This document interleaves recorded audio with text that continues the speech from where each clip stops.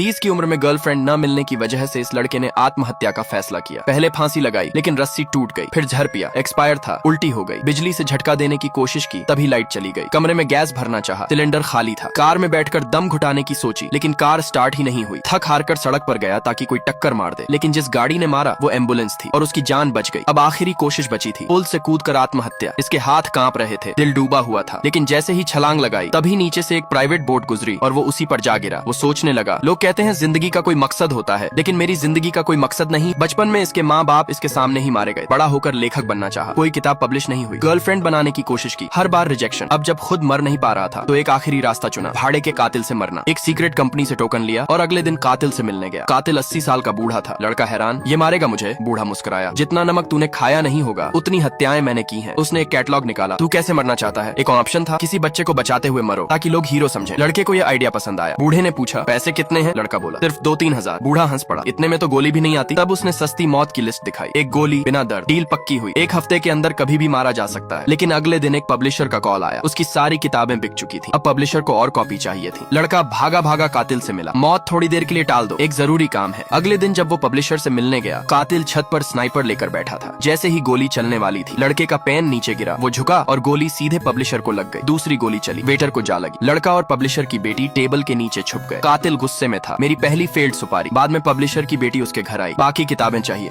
लड़का बोला, माफ करना, मेरी मौत तय हो चुकी है। लड़की बोली, तो कैंसिल कर दो। लड़के ने जैसे ही कातिल को कॉल किया, घंटी उसके ही घर से आई। कातिल खिड़की से अंदर घुस चुका था। वो तुरंत कमरे का दरवाजा बंद कर भागा। बाहर निकले तो कातिल ने गोली चलाई जो सीधा एक पुलिस वाले को लग गई। लड़का और लड़की स्कूटी से भाग गए। जब ये बात कंपनी तक पहुंची तो कातिल को बुलाया गया। बॉस बोला, तुम्हारी सुपारी बार बार फेल हुई, अब तुम रिटायर हो। इधर लड़की को लड़के से प्यार हो गया था और लड़का पहली बार सोचने लगा, शायद अब जीने जैसा कुछ है।